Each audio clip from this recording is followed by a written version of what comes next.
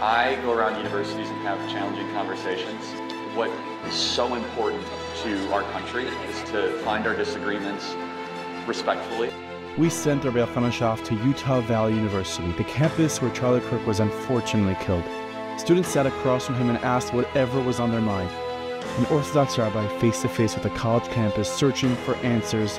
This is Ask Me Anything, only on Meaningful People podcast. When people stop talking, that's when violence happens. That's what we need, two redheads on camera at once. How are you? Hello, I'm Rabbi Shoff. When I used to go to the synagogue with my friends, you know, the first time the rabbi found out I wasn't Jewish, because I led with my name Mendelssohn because I wanted to get in the door. But the second he found out I wasn't Jewish, he labeled me a goyim. Called me a goy. A goy is not an insulting word. That's a slur. It's not. I know it is. It's not. And they call us that all the time, It's and I not. know. A goy means a and Gentile. So the thing is, a goy means I a know Gentile. there are things that Israel isn't doesn't. telling us. Goy does not. It's not a slur. It's used like a slur by the Not people that by use Jews, it against not me. by Orthodox Jews. If they said to you, "What is this goy doing here?" It's the same thing saying, "What is this Gentile doing here?" So it could be that they were being rude and not welcoming, which is heartbreaking. They call us goyim. Goyim is not an insult. It's plural for goy. So, I mean, I'm telling you, with it's all not. due respect, a Jewish person telling me that I haven't been wronged by being called a slur. I'm not saying that. I'm not saying that you haven't been mistreated. I'm telling you that word, because I will use that word. Please right? don't. No, it's in Tanakh. And it says, God loves the goyim, and you'll be, when, you know, light unto the nations is or la goyim. That's what it means. That's the word. A light to the nations, when it's translated, is or la goyim. That word from the Torah through the Talmud and elsewhere is never a slur. It's not what we use as a slur. It's been used as a slur against me. I'm really sorry. And so I would discourage the use of that word, actually. No, it's Tanakh. If you want to call us Gentiles, call us Gentiles. I wouldn't. I just need you to know that if you will hear me giving a share and say, what is a goy allowed to do? What is a Jew? What are the 7 mitzvahs for goyim? Right? That is how we talk when we're talking with the greatest of respect. Right? A righteous among the goyim, right, is someone that we would call Charlie Kirk. That's how we would talk. So I don't mean. Are you aware of Charlie Kirk before he died? He started speaking out against AIPAC. He started speaking out against the genocide in Gaza. I'm not familiar. I know that he had different views on things. I believe him to be an honest person. He was threatened by Bill Ackman and Benjamin Netanyahu. I did not know that. Okay, because this is circulating right now. It's just stuff that we're finding out. I don't know if any of this is true. I'm going to say this. There's a lot of My conspiracy fundamental stuff out belief there. about the Middle East, and specifically the Israeli people, is I want you guys to be safe, but I want the Palestinians to be safe too. And I know that they're not the ones hurting you anymore. They're diffused. End the war. Surrender. Surrender. Just surrender. Terror attack like a week ago in Jerusalem, 4 Jewish people that were killed. Because you're killing hundreds of thousands of them.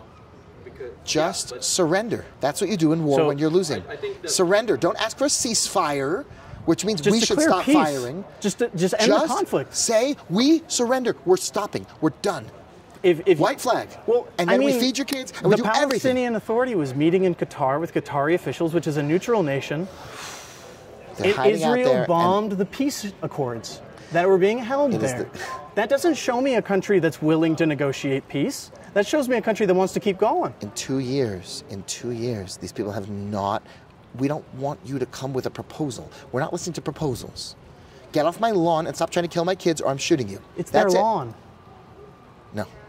Gaza's theirs. They're in Gaza. We're not asking them to leave Gaza. The much of the Israeli government. We gave them Gaza unilaterally, 2005. That happened. Benjamin Netanyahu disengagement, hitnakut. We gave it to them. Benjamin Netanyahu is floated, and other ministers in the government right now, which is highly unpopular among Israelis.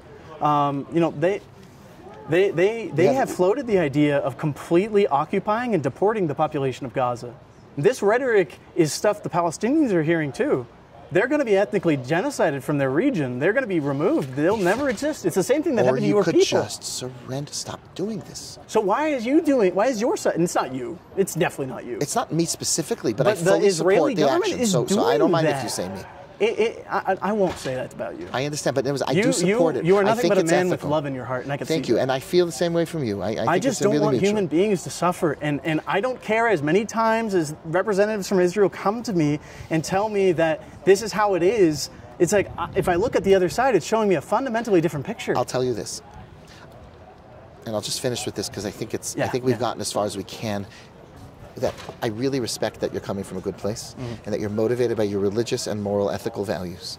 And you want a peaceful world and you want people not to suffer. I acknowledge that with a lot of respect.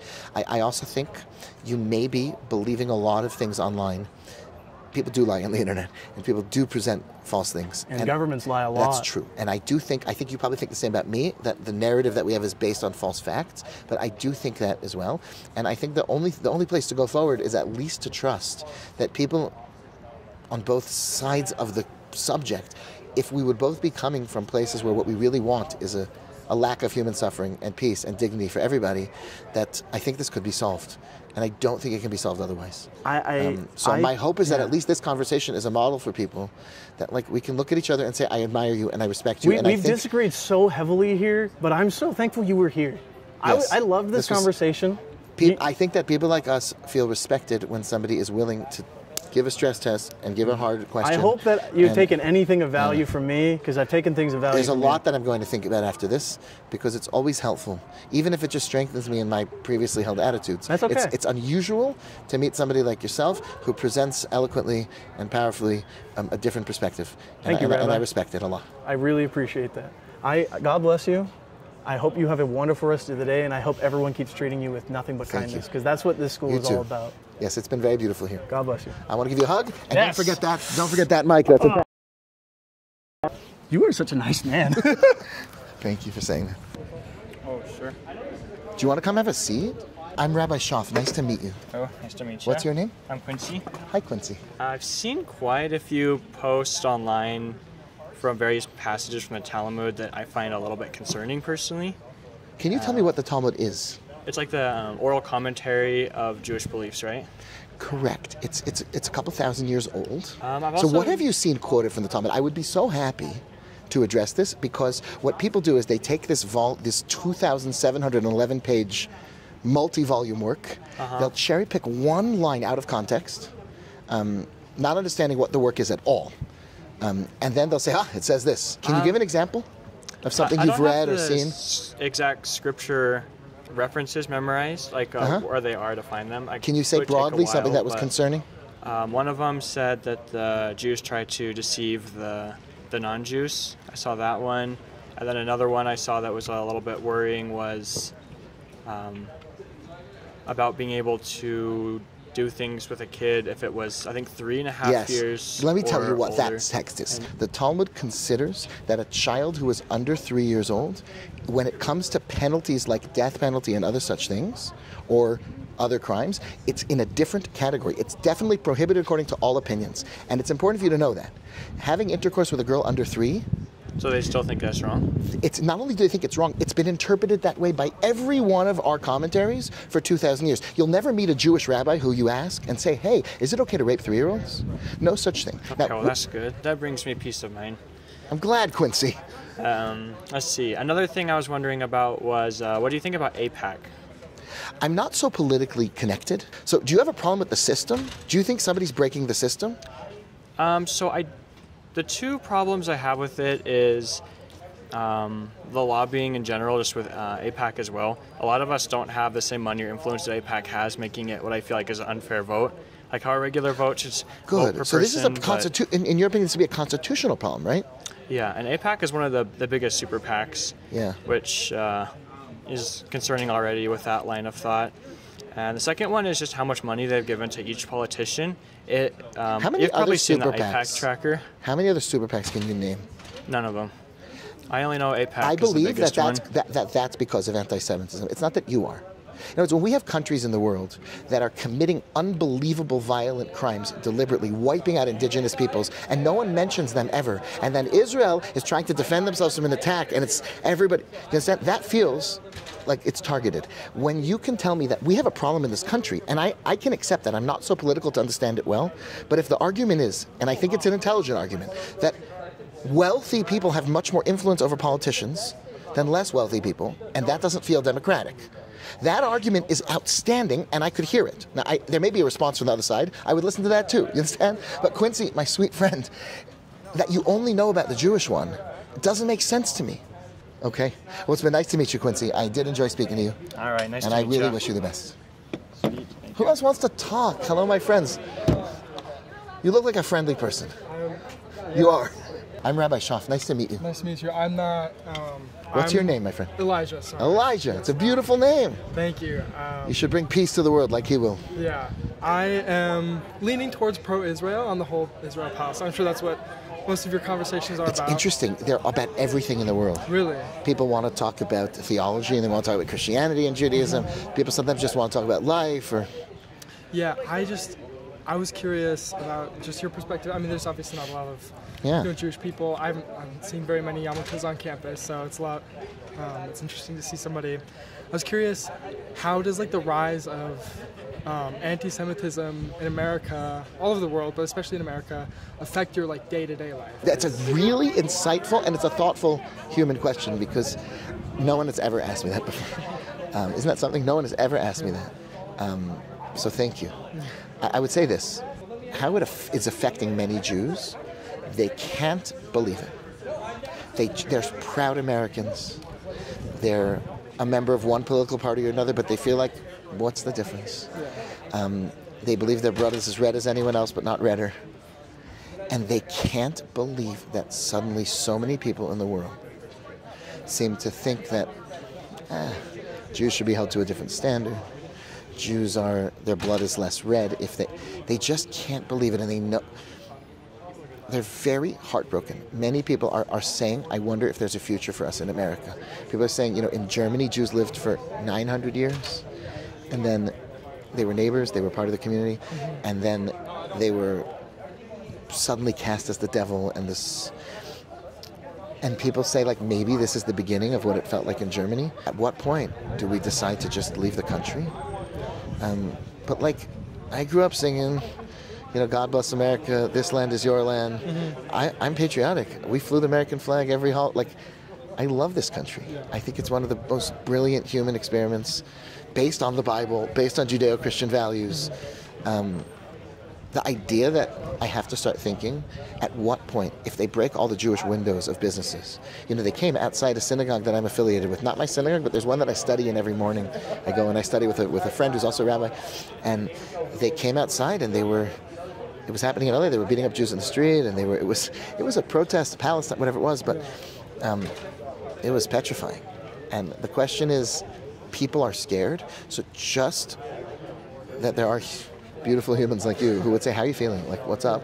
That means a lot. So my sincerest hope in going to talk to people is that you can see in my eyes that I really do love you. And I really do love humanity. Yeah. And that I'm representative of people who, this is what we teach, this is what we strive for. We try to become more loving and more gentle. When I hear, quotes from Charlie Kirk where he said, like, every day he would say, how can I be a better husband? How can I be a better father? He would ask this question to his wife on a daily basis. Yeah. It's like, yes, that's what my religion teaches me too. How can I be a better person on a daily basis? That's the truth. And my hope is that you can know this is not some sort of propaganda. I'm not trying to sell you anything. I love you, Elijah. You're a human being. You're the image of God. And if we see some stuff differently, like, whatever,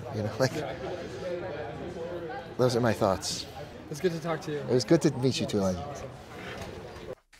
Our sponsors for today's episode here in Utah is Skive. We came here to Utah Valley University, to the site where Charlie Kirk was senselessly and tragically murdered, and we met with people, and all of that is sponsored by Skive. Skive Custom Software Solutions is an amazing idea because instead of you spending a ton of money to build totally from scratch everything that you need, they take these amazing off-the-shelf solutions that already exist, like Pipedrive and Smart Suite and all kinds of other great stuff that's out there, and they tailor it exactly to meet your needs.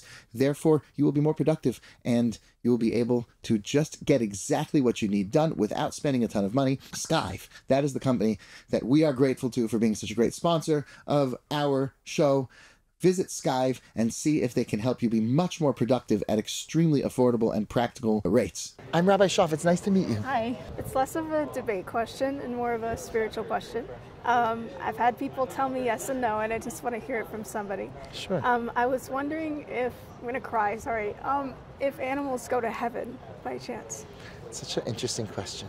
Are you a big animal lover? Yes. My cat died a couple days ago. I'm so sorry. Literally like 2 days after the shooting happened, and I was I was just kind of wondering So the first thing I want to tell you about that is that it can be a very powerful thing. people that don't have animals don't always understand what an intense connection to. It really depends what a person understands heaven to be. Because from the Jewish conception, it's a person earns or doesn't earn a relationship with God. In other words, the way that I've been taught to understand it, and I've seen in the sources, is that we talk about people being in the image of God, which means that there is divinity that's latent in every person. And that's where our sense of compassion and love and therefore a human being who lives a meaningful life and does the right things becomes more and more like God through doing that. And that's the relationship eternally that they will have. Animals don't quite have the same opportunity. However, since they were created by God for a purpose, they always achieve that purpose. They don't earn it or not earn it, so it's not the same thing as human beings who deal with like reward and punishment. So it's my opinion that if there's an animal that existed and brought joy and meaning to the life of a human being, brought comfort, brought softened anxiety, so then human beings are significant and important in a way that other beings that don't have free choice are less so, and yet they become extremely significant because the whole world is for this relationship that God wants to have with humanity and ultimately with the world as used properly. And so in a certain sense, what you've experienced, hopefully, with your cat, so in a way it lives on in you, because you're a different person because of that. And in that sense, yes, the spirit of that being lives on in you. Should you go on to be the sort of person who lives a beautiful life and contributes to the world and goes to heaven, then I would say that those animals, right, that you've loved and connected with and have given you happiness in life, are there with you.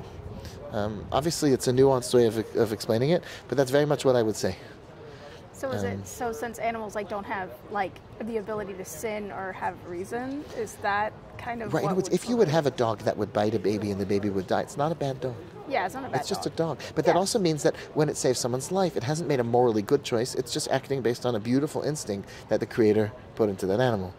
And so, on the other hand, if they save that life is now because of that dog, so then that life exists. And so I do believe that whatever it means, in other words, heaven is not something that I understand to be some sort of physical location where we then go and walk around and it's just like life again, and there's harp music, so however, and the more religious we get and the more sophisticated we learn how to think, the less clear these things become. We realize they're more, so on the one sense, like, what's heaven? What is that? What is that relationship? But yes, animals have a role in that. God put them here. Plants have a role in that. Rocks have a role in that. It's all built by God for a purpose. So I guess we remain confused, but this is how I would answer it the best way I know how. And I think that that's something you could take with you, that your cat is very much alive in you if it gave you peace, comfort, friendship, loyalty, love. And that's not something that people should dismiss. What excludes mammals that are not humans from entrance into heaven? Perhaps there's a different understanding in other religions about heaven sort of being a location that you can or can't get into. And if that's the understanding, it's like, why shouldn't they also enjoy? But the way that we understand is that it's not a physical space, right? So it's, right? In other words, there's no space, there's no time, there's no color, it's a different dimension, so to speak. And that the ultimate reward is a relationship with God. It's being connected to. And therefore, if you make yourself more and more like God, you're more and more a person of heaven. And if you act like Hitler, you become less and less like God, and you can't be there. Because it's like, two things that are similar. We talk about close. In a physical world, close is, well, you and I are close to each other. But in a spiritual world that doesn't have space, close means similar. So the Bible says to be close to God. Closest to God means similarity, being similar. And therefore, if I say, what's 5 plus 5, and someone says 9.9, so you're really close. Why? Are they in the same room? So it's about quality of space over quantity of space. Yeah, about that.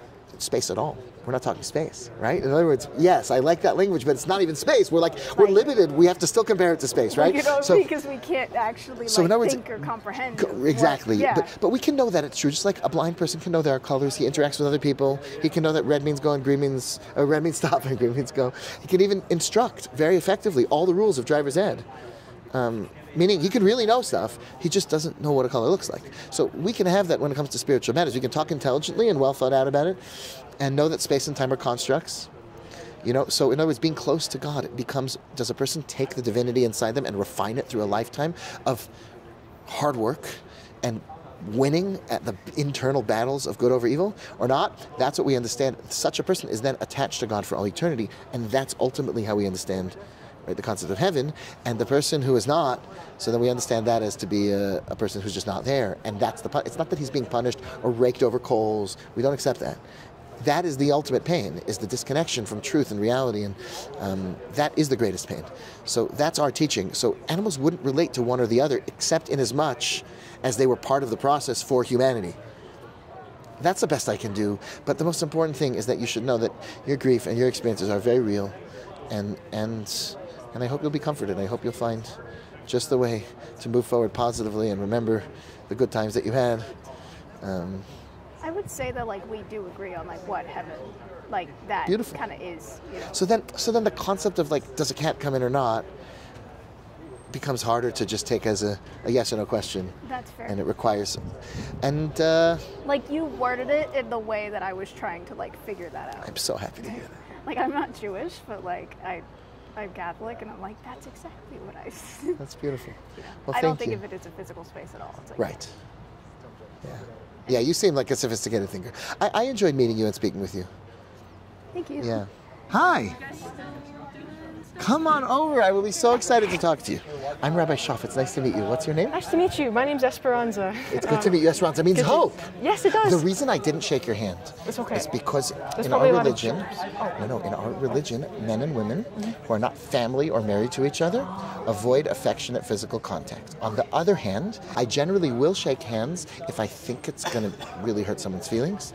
So I just want to compliment you that I got a very, very open, friendly, kind vibe from you. Yes. And so I felt like I could probably explain it to you and you wouldn't think that I was trying to be rude or something. So coming from Mormonism, we talk about something called ministering like every single Sunday. Like, oh, go minister. And I'm wondering, like, does your religion try to support like the public in some way? It's a good question. You'll notice around the country on hospitals. I'm from Los Angeles, but this hospital is called Cedars-Sinai, right? These are like biblical names, and Maimonides Hospital, and all over, again and again and again. You look around and you'll find that the Jewish tradition is to be enormously community-centric. The tradition of tithing your money is not, we don't believe it's to the church.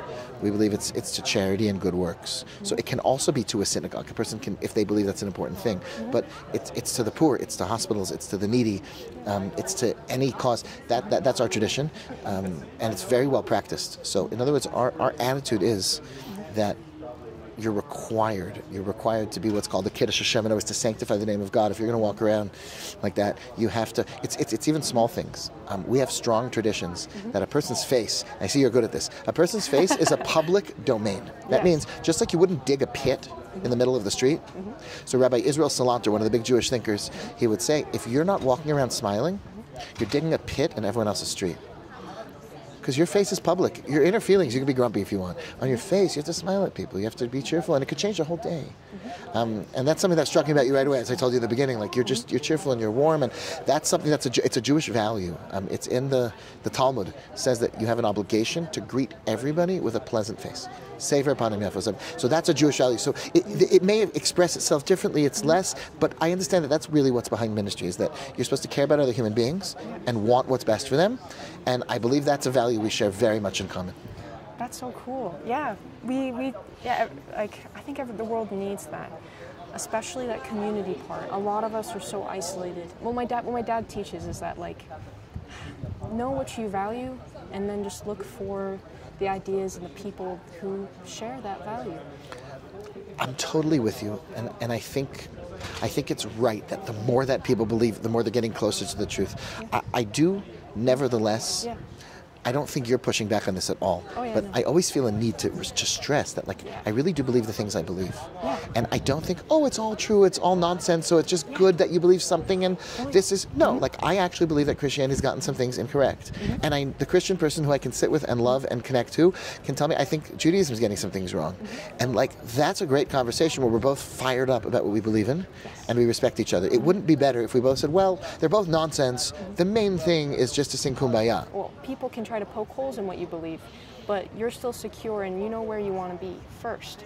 And then that allows you to have that conversation. And like, yeah, like I find that people who are secure, they're like, oh yeah, for sure, let's talk about the sensitive parts. Let's bring them forward. I could take your question, and if I don't know the answer, I'll think about it later. Exactly, and they're not disturbed by it. Well, thank you so much. I don't want to take up too much of your time, but I just love I enjoyed every second of talking to you. It was a real pleasure. Thank you so much. Okay. Good to meet you. Are you up next, my friend? Yeah. I'm Rabbi Shoff. It's nice to meet you. What's your name? I'm Kahili. Kahili? Yeah. I never met that name before. Yeah, it's a beautiful Hawaiian. name. On a budget, what Jewish foods would you recommend that I try? What you can buy in a local supermarket is like trying to taste Indian food from an airplane meal. Okay. It's not. It's old. Yeah. It's shelf stable. Yeah. Okay. One of the best things you should try. One of them is called gribbiniz. They got to be fresh, hot and fresh. Gribbiniz is chicken skins fried in their own fat.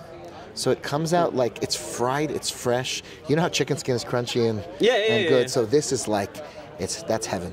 Those are amazing. That sounds nice.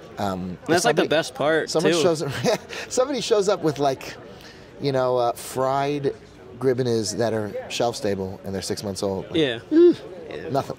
But these are unbelievable. Cool, man. Cool. Yeah, that's all I had to ask about. Kahili. Yeah. I said it right. Yes, you I said it really right. enjoyed meeting you. Cool. You're a refreshing presence. It was really nice. Thanks, man. Rabbi Shoff. That's Rabbi me. Shoff. All right, cool. My name's Rabbi Shoff. It's good to meet you. I'm glad to be here. I'm glad you're here, honestly. I'm a student on campus. How far did you travel to get here? I live in Los Angeles. You live in Los Angeles? So it was a 2-hour flight, and you got to drive to the airport and sit through security, so. Yeah, well, I think the first thing that I should say is the fact that you traveled from Los Angeles, probably on very short notice, to here, honors Charlie Kirk. That was our intention, so thank you for... Yeah, thank you for doing that. And not just him, we want to honor him, and we also want to honor those who are grieving, who are here. Yeah.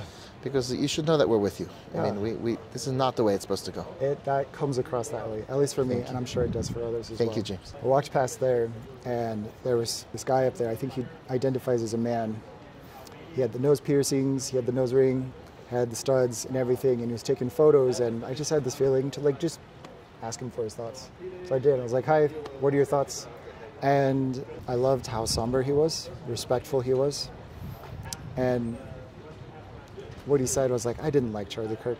I strongly disagreed with what he had to say, but that should not have happened.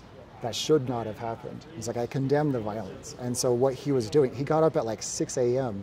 to get out here on campus, and he had a big old nice camera, and he was taking a picture from the bridge view he was trying to emulate the viewpoint of the sniper. He was taking a picture just up there, but this person went out of their way to wake up to honor Charlie. And he was taking a photo, and I was like, what are you trying to take a photo of? Like, what are you trying to do with it? And he's like, oh, I wanted to take a photo from the shooter's perspective and capture his perspective, but also capture the valleys and the beauty of everything that's in the background. And he wanted to make the point that the person who took that shot had everything to look at. There's a lot of beauty to look at, but all that person saw was his hatred, and that's it.